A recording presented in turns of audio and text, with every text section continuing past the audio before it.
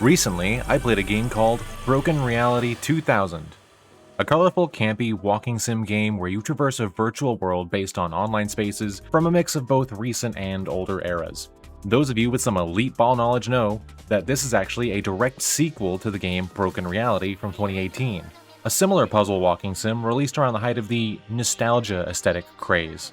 Though I guess that craze doesn't really go away, we just keep moving the timeline forward in which era everyone is nostalgic for. My reels and shorts and whatever are constantly being flooded with nostalgia core for the Frutiger Arrow aesthetic of the mid-2000s. And yes please, inject that shit into my f***ing veins. Remember when we had hope? Remember when we as a collective had hope for the future? Regardless, I actually believe that 2018's Broken Reality is a masterpiece of what an indie walking simulator could be. It is full of surreal experiences, satisfying puzzles, rewarding exploration, and a lot of secrets to let the player slowly piece together an esoteric narrative that leaves room for some fun interpretation. Maybe at some point I'll make an episode of Is It Still Worth It and talk about it in more depth. Because of this experience, when I heard that a sequel to one of the best walking sims I've ever enjoyed just released, I frothed at the mouth to play it. I'll cut to the chase. Broken Reality 2000 did not meet my expectations. Let me explain. To be fair, I can acknowledge that internally I set a high bar for it to meet. I can only think of a few walking sim games that I would call a 10 out of 10 experience, and Broken Reality is one of them. So, is it really fair for me to be disappointed if Broken Reality 2000 does not live up to that same expectation? In order to try to be as fair and objective as possible, I will try to judge Broken Reality 2000 both as a sequel and as its own standalone experience separately, though there will be several times where that will not be a viable thought experiment, as the game will remind those that played the first Broken Reality that this is a sequel. Honestly, I'm not super sure how well this style of game falls into my usual analysis pattern, especially while trying to keep things as spoiler-free as possible. But f*** it, let's give it a try. By the way, some of the footage I'll be using for this video will be pulled from my Twitch VODs, twitch.tv/abearsnest. Yes, great plug. So nobody gets confused which me is speaking, in those VODs I will be wearing a Twitch shirt, and current me on YouTube will be wearing the white shirt. Okay? Twitch shirt, Twitch, past. White shirt, YouTube, present, but also past because this is recorded. Whatever. As always, these are just some of my opinions, you do not need to agree with them. And with that, here's some of the things I like about Broken Reality 2000. The vibes. Keeping in line with the game that came before it, BR2K relies heavily on its visual aesthetics, and I think it does a pretty good job on that front. It has a fun, strange, real blend of relatively modern internet culture references with some of the designs of the early millennia. Showing somewhat of a progression in time, it moves away from some of the design aesthetics of the previous game that used visuals from the 80s and 90s, such as Vaporwave and Memphis, and uses more designs from the early to mid-2000s, like more Frutiger designs, and even some utopian scholastic? Even the NPCs you see roaming around reflect some of that time progression and that modern retro fusion, because instead of just being blank humanoids roaming around, they resemble the generic template of many VR player models, a sort of torso character with detached limbs and mild customizations. My favorite area by far has to be the Nexus area. It's this huge superdome with vibrant colors and a lot of futuristic architecture and decorations. This zone has good visual sightlines and really gives off the vibes of online spaces at the time. It just needed a few banner ads here and there to really nail the atmosphere. Something to tell me about a show airing new episodes on some network, or what new clothes I could get for my Gaia Online avatar. Piggybacking off of that, if I had to nitpick anything about BR2K visually, I feel like it is a bit more restrained than the original game. Broken Reality wasn't afraid to bombard the player with style at every turn, while Broken Reality 2000 seems like it is afraid of being too visually noisy, when that was really one of the strengths of the first game in my opinion. I think they tried to add some of that visual noise back in zones like Grifton or Universum, and I think it worked to some extent, but these areas get a little hindered by how claustrophobic the design of them can feel. Grifton itself really feels like it's trying to build off of what they had in the GeoCities area from the first game, but shrunk it down a bit too much and lost some of the awe. But thematically this works because Grifton is supposed to feel kind of grungy and sketchy, so win some, lose some. Also, before we move on, since we're on the topic of vibes, quick shout out to Raul Feliz, who did the sound design and handled the soundtracks for both games. The music in the first game, oh my god, bangers, but it also featured music from several artists. This game still slaps. Both games are great to just idle in some zones and listen to the music. I would honestly love to have a vinyl of the soundtracks for these games. Good stuff. The humor. Broken Reality 2000 has a pretty light-hearted, fun tone throughout the majority of its playtime that doesn't take itself too seriously. This kind of works both for and against the game sometimes, but when it lands, it's good. It has some tongue-in-cheek humor, some fun with translations, silly references, it's got some jokes squeezed in here and there, and even a classic that I fell victim to in the Year of Our Various Lords 2026. Alright, I'll bite. Hold on. It takes me to YouTube. Don't. God fucking damn it. You can find this humor squeezed into just about every corner of the game, from NPCs to menus. Not all of it is empty humor either. What's this? Social commentary? In my video game? Those are the kind of jokes that I feel really land. The ones that you have to go out of your way to find, and the ones that make us look at ourselves or the real world. Now, when I say the humor kind of works both for and against the game, what I mean is, Broken Reality 2000 kinda goes for a quantity over quality approach with its humor. Not every joke or reference is super nuanced, and not all of them particularly land. It's not a big takeaway from the overall vibe of the game, as it still adds to the charm. But it's that exact lighthearted silliness that kinda hinders its more serious moments. The first game had jokes and references, sure, but also had its moments of rest and reflection from the humor to let the players soak in the atmosphere and feel that this world has some kind of underlying sickness and longing. That same kind of tone isn't really captured as strongly in Broken Reality 2000 when its serious moments finally do happen because of the amount of goofiness that precedes them borders on shitpost tier.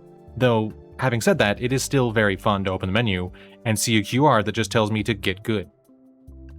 New tools and mechanics. Broken Reality 2000 comes with an array of tools the player uses to navigate the world and solve puzzles. A couple of which are unique to this game, and some tools brought in from the previous game have been given some new uses. If I had to pick a favorite of the tools based entirely just on how much I used it, it's gotta be the hoverboard.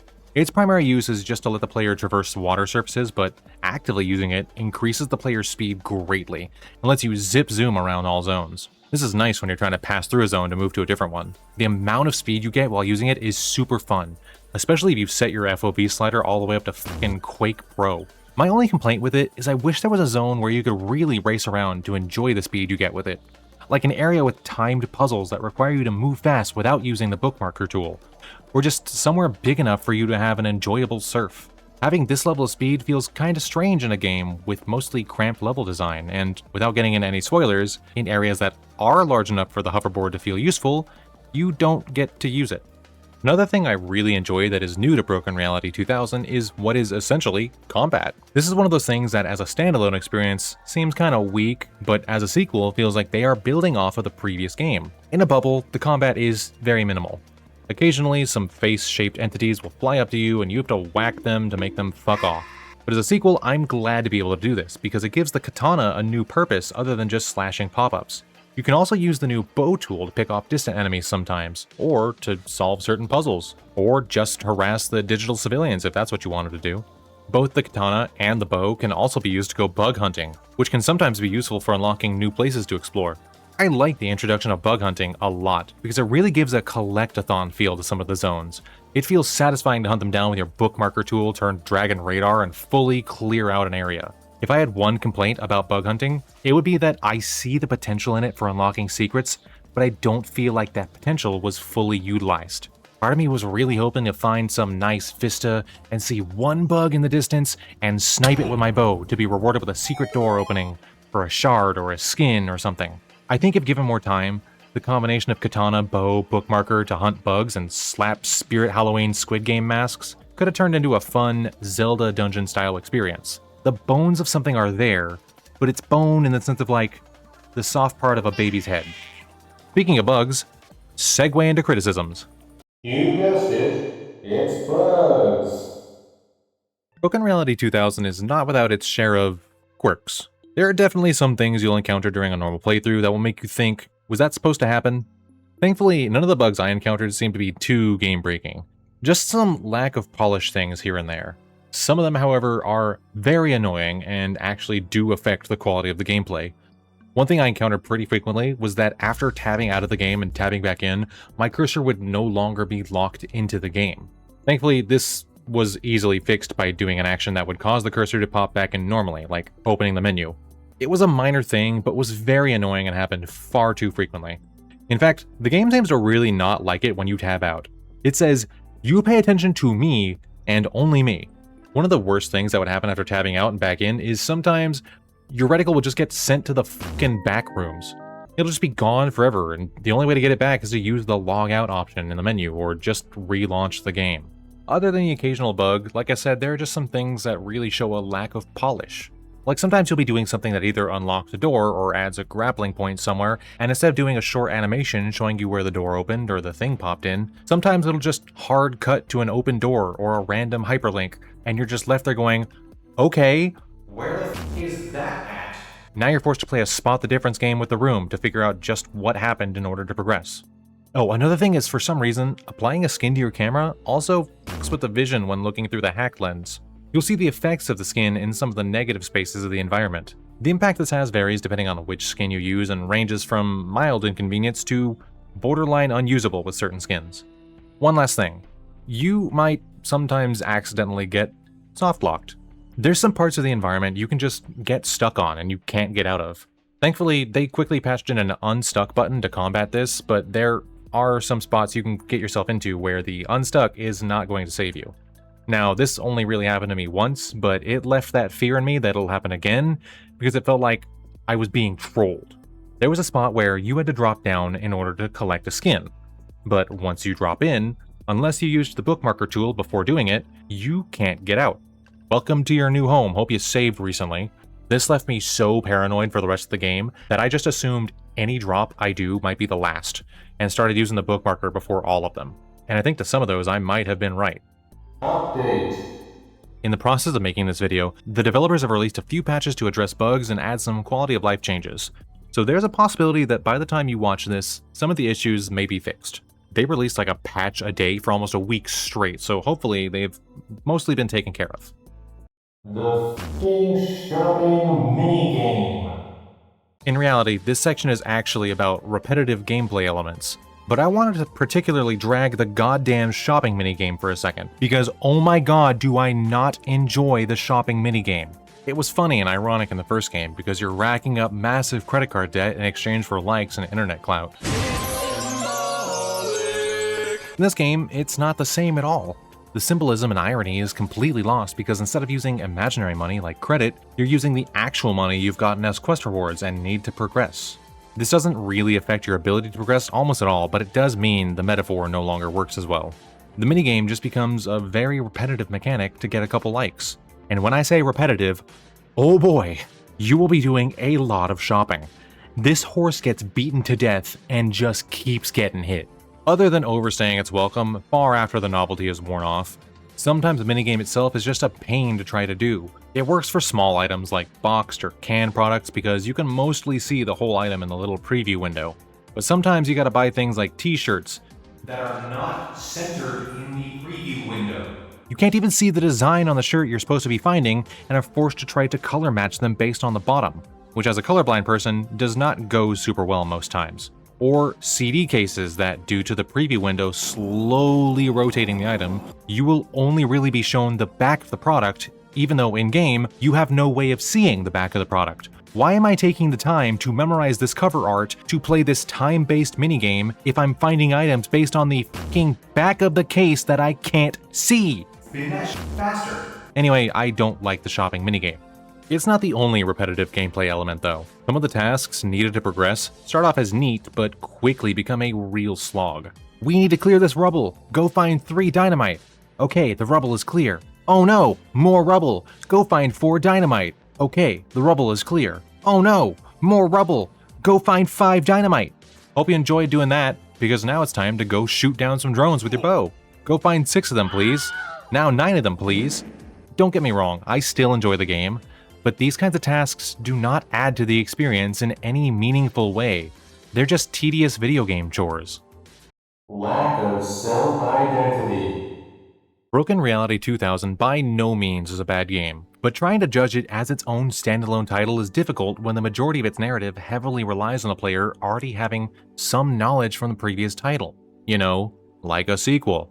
It tries to adopt a style of its own by using visual designs to show the passage of time, but feels like it's afraid to dive fully into them and clings too much to the member berries of the first game. A player trying to play this game without having played the original Broken Reality would probably be asking, who am I? Who is this? Where am I going? And why? And to be honest, players that have played the first game will probably also be asking a lot of those questions too.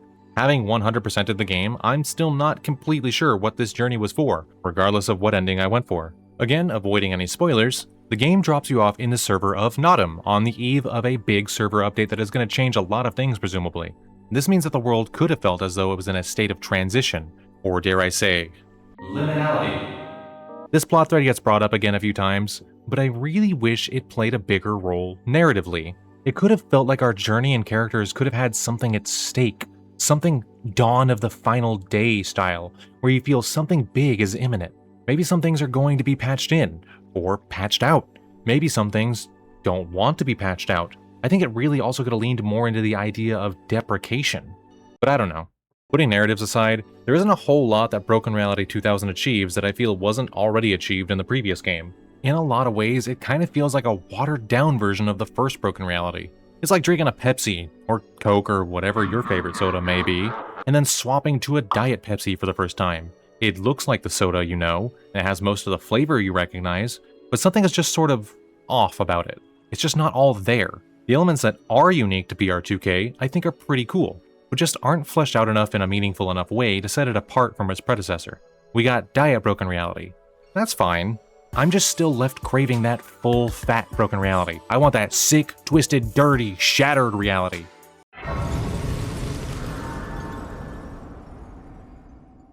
Broken Reality 2000, released at a price of $15 USD, which is completely fair. Honestly, I'm really only mentioning the price as a formality, because it doesn't really play a huge factor into whether or not I recommend it. In a way, I suppose that kind of works in the game's favor.